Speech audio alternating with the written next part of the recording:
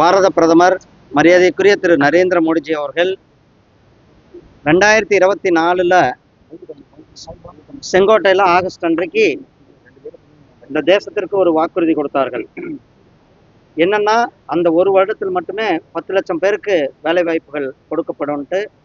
அதே மாதிரி அந்த ஒரு வருஷம் முடியறதுக்குள்ள 10 லட்சம் பேருக்கு மத்திய அரசாங்க பணிகளில் வேலை வாய்ப்புகள் கொடுக்கப்பட்டிருக்கு. இன்னைக்கு நம்ம பார்த்தோம், இங்க திருவண்ணாமலை, வேலூர், ஆம்பூர் இந்த சைடெல்லாம் கூட இருந்து சிஆர்பிஎஃப், பிஎஸ்எஃப், ஐடிபிபி, எஸ்எஸ்பி இந்த மாதிரி எல்லை பாதுகாப்பு படைகளுக்கு தமிழகத்திலிருந்து எவ்வளவு இளைஞர்கள் மிக ஆர்வமாக அவர்கள் வேலைக்கு சேர்ந்து கொண்டிருக்கிறார்கள் என்பதையும் நாம் பார்க்குறோம்.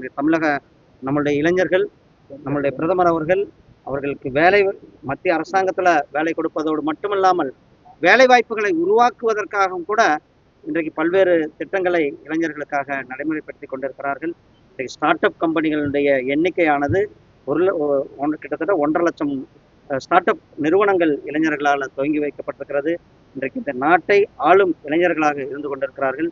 மாண்புமிகு பிரதமர் திரு நரேந்திர மோடிஜி அவர்கள் இன்றைக்கு காணொலி மூலியமாக கலந்து கொண்டு 61,000 பேருக்கு, இன்றைக்கு மட்டும் 61,000 பேருக்கு 45 இடங்கள்ல இது மாதிரி நடந்து கொண்டிருக்கிறது.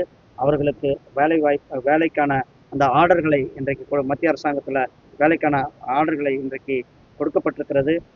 எவ்வளவு இளைஞர்கள் அவர்களுடைய முகத்தில் ஒரு மிகப்பெரிய ஒரு சந்தோஷத்தை பார்க்க முடிகிறது.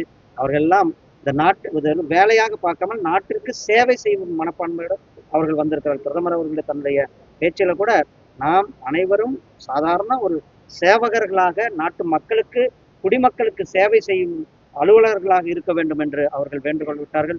இன்னைக்கு பார்க்குறோம், நம்ம இளைஞர்கள், நம்ம குறிப்பாக இந்த பகுதியில் சிஆர்பிஎஃப்ல, பிஎஸ்எஃப்ல சேர்ந்த இளைஞர்கள்லாம் தமிழகத்துல இருந்து இவ்வளவு இளைஞர்கள் தேர்ந்தெடுத்திருக்கிறாங்க. அவங்க எல்லாம் நாட்டை பாதுகாப்பு, எல்லை பாதுகாப்பு போவது நமக்கெல்லாம் கூட ஒரு மிகப்பெரிய பெருமை. நன்றி.